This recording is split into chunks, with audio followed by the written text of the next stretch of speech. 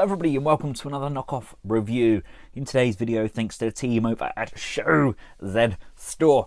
This is the first knockoff I've had from Robot Hero, which is the exact same size as the official Masterpiece version. Normally they do those awesome oversized Seekers, but this time they ventured into the standard Masterpiece scale with K-01, Pony, and his little partner. I think there may have been a slight translation issue there. This is, of course, Soundwave. Give the box a spin. We have an amazingly nice looking box. It is, of course, Soundwave in his tape deck mode. Now, Pony comes packaged along with his tapes, and of course we get the Megatron gun and his shoulder cannon. Here we have him out of his plastic prison, and there is a lot involved. You get the square piece that goes over the chest, we get Frenzy and Rumble, or Rumble and Frenzy, we get Laserbeak and Buzzsaw, we get Ravage,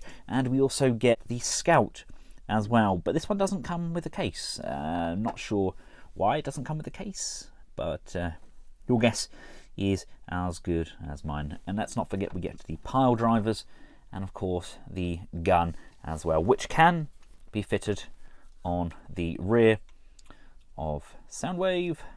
Let's just pop that on there and tab that in. I mean, this feels like a nice big solid lump. It doesn't feel really that different to the official Masterpiece Soundwave. It'd be interesting to see if there is a weight difference, but as far as the tape deck go, it does exactly what it's meant to do. It's an odd move for them, really. Personally, I would have liked to have seen this done in their upscaled method, like they did with the Seekers. Now, this is the third KO of Soundwave, if I'm not mistaken. There was the Toy House Factory version, there was the Tanaka Tony one, which was basically identical except for those exceptional ratcheted hips that they gave it. Let's start off by taking a look at Laserbeak. Feels very much like the original. I wouldn't be surprised if these are just the knockoffs. There's been knockoffs of these tapes around for some time now. There we go, there is Laserbeak transformed up. I don't need to show you the transformation. It's exactly the same as the original. Nice bold colours on there, no bleeding, really slightly off the line on the tip, but feels exactly like the original. We have the Scout. Is this a knockoff of the Keith's Fantasy Club one? It was Keith that done the original, wasn't it?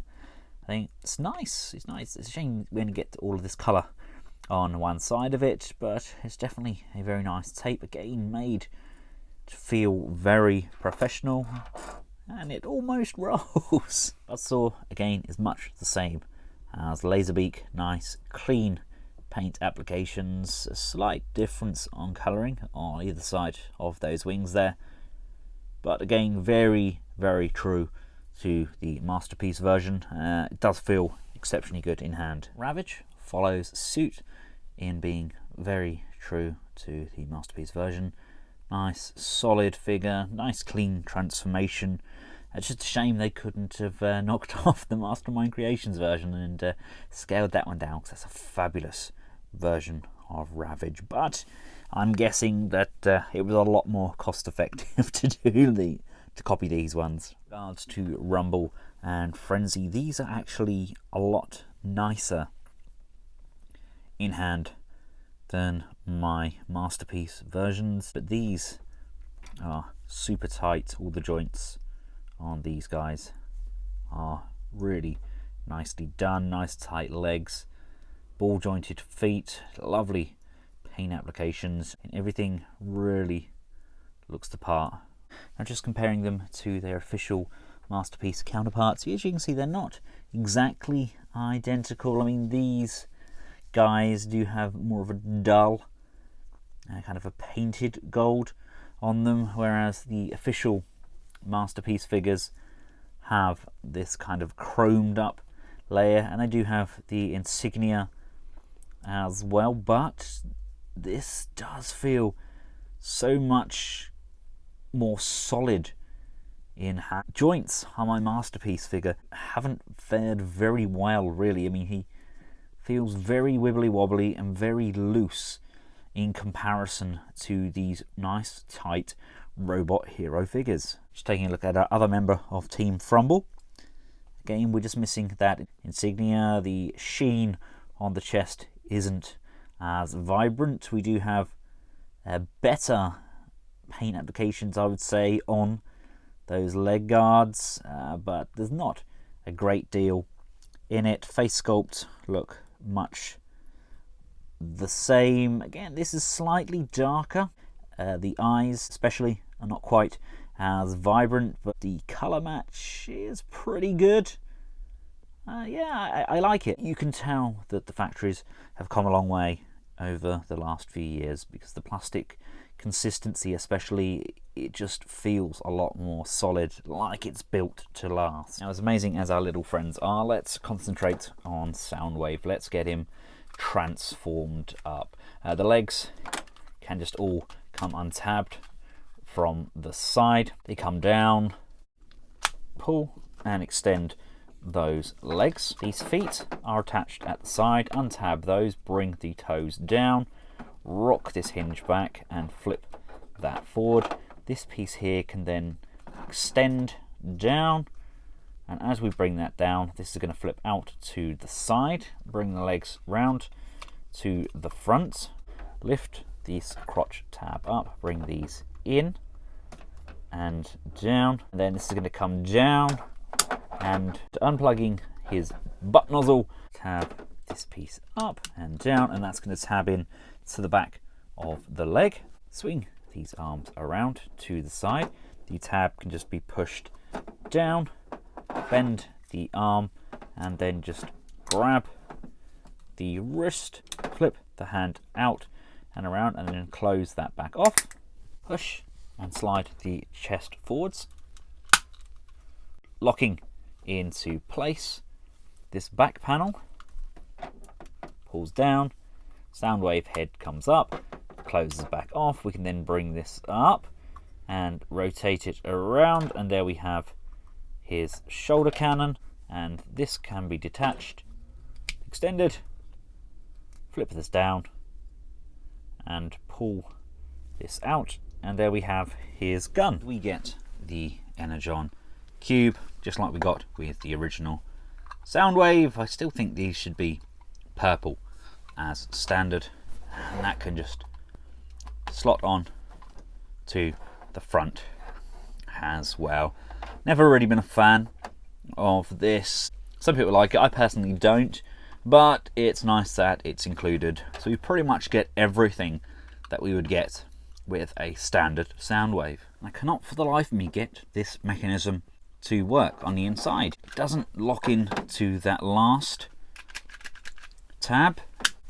You press the button and it launches forwards, but you can't get it to tab in to that last tab. So it only launches forward one notch, which is no good if you've got more than one tape loaded. And there we have him all transformed up into his robot mode. Now, I'll be honest with you, he feels nice, but he doesn't feel as good as that straight up KO of Soundwave. Bringing him into the picture, I know there's not a great deal in it, and to look at, you could hardly tell the difference, but having them in hand, I can tell the difference. First off, we start with the Decepticon logos. The Decepticon logo on the KO is somewhat faded. It's not a very kind of crisp colouring, whereas the one on the Robot Hero Soundwave, that definitely looks more like you would get with a Toy Hacks sticker, for example. The colouring of the plastic is very similar. Again, with the KO though, the gold used is slightly more bold. The face sculpts are identical. The Robot Hero does look, because of the colouring around here, does look like this is slightly more curved, and he does have much darker eyes. He just looks more angry. The launcher on the shoulder of the KO is nice and stiff, very nice movement there. The one on Robot Hero is actually very loose, which is actually a shame. You would expect Robot Hero, being as good as they are with their seekers, you thought that all of the joints would be up to standard. On the KO, we have ratchet joints out to the side, ratchet joints forward and back, double jointed friction joint on the elbow, and we have fully articulated KFC style hands. Robot Hero have opted for friction joints forwards and backwards, friction joints out to the side, nice tight double jointed friction joint on the elbow, upper bicep rotation, and they've gone for the MP10 style pointing finger as opposed to the fully articulated hands. KO Soundwave has ratcheted waist joints, strong ratchets to the front, next to nothing on the rear, out to the side on ratchets, upper thigh rotation on ratchets, bend at the knee on ratchets, and surprisingly enough, ratcheted feet. Robot Hero have gone for a friction jointed waist, ratchets on the legs, very nice ratchets on the legs though, and we do get a little bit more motion going backwards, come out to the side on a friction joint. We get a bend on the knee on a nice ratchet, friction joint on that knee itself. Coming down to the feet, they are on friction joints, but it's a very nice stiff friction joint. So they've gone the way that Toy House Factory did, with keeping the articulation the same as the original masterpiece Soundwave. Nice range of motion on the head, look down, left, right, no quizzical tilting. And again, the KO Soundwave, up, down, left, right, no quizzical tilting. Now, I like that the Robot Hero version comes with all of these accessories, but if I was to choose, I would like these accessories, but with this KO version, I love all those extra ratcheted joints, and he just holds a pose a lot better, just somewhat more imposing about him. I kept him and got rid of the original Soundwave because I preferred this version. I'm just not sure that Robot Hero have done enough to warrant people getting rid of their current Soundwave to purchase this. If you don't have a Soundwave and you're looking to get one with all of the cassettes, then yes, it's a great figure. It's pretty much on par with the Toy House Factory version, so you just need to weigh up what you want in regards to tapes, etc. Or if you already have some of the cassettes and you just want a Soundwave in your collection, I personally would go for this KO version. It has incredible joints and it still really does look the part. It's just nice to have options, isn't it? There we have it, ladies and gentlemen, the Robot Hero pony and his friends.